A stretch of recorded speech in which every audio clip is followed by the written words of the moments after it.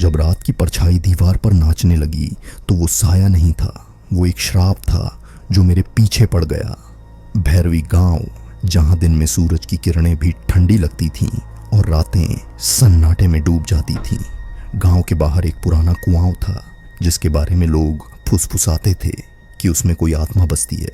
कोई रात में वहां नहीं जाता था क्योंकि जो गया वो या तो लौटा नहीं या उसकी रूह कांप उठी।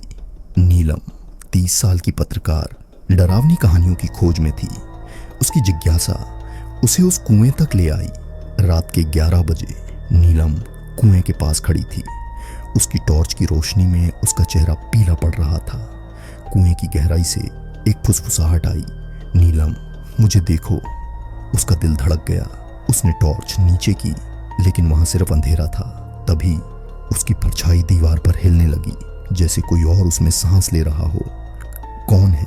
नीलम ने कांपते हुए पूछा। मैं वो हूं जिसे भूल गए, परछाई ने जवाब दिया। नीलम की सांसें रुक गईं। उसने पलट कर देखा, वहां कोई नहीं था, लेकिन उसकी परछाई अब उससे अलग होकर दीवार पर नाच रही थी। परछाई ने एक आकृति बनाई, एक औरत की जिसकी आंखें खाली थीं और चेहरा दर्द से भरा था। तूने मेरा सच छुपाया, परछाई चीखी। उसकी आवाज कुएं की गहराइयों से गूंज रही थी। नीलम को याद आया 2 साल पहले एक खबर, एक औरत की हत्या, जिसका सच उसने अपने अखबार में छापने से मना कर दिया था। वो सच बड़ा था, पर नीलम ने उसे दबा दिया क्योंकि उसका करियर खतरे में था। मुझे माफ कर दो, नीलम ने गिड़गिड़ाया, लेकिन परछाई और पास आ रही थी। उसकी ठंडी सांसें नीलम के चेहरे पर महसूस हो रही थीं। तूने मुझे भुलाया, अब तू मेरे साथ आएगी, परछाई ने फुसफुसाया। ट्विस्ट। अचानक नीलम की परछाई ने उसे पकड़ लिया। उसका शरीर ठंडा पड़ गया और वो कुएं की गहराई में खींची जाने लगी। उसने चीखने की कोशिश की, लेकिन उसकी आवाज गूंज बनकर खो गई। एक तेज चीख गूंजी और फिर सन्नाटा। अगली सुबह गांव वालों ने कुआं खाली पाया। नीलम की टॉर्च वहां पड़ी थी। उसकी रोशनी में दीवार पर एक नई परछाई नाच रही थी।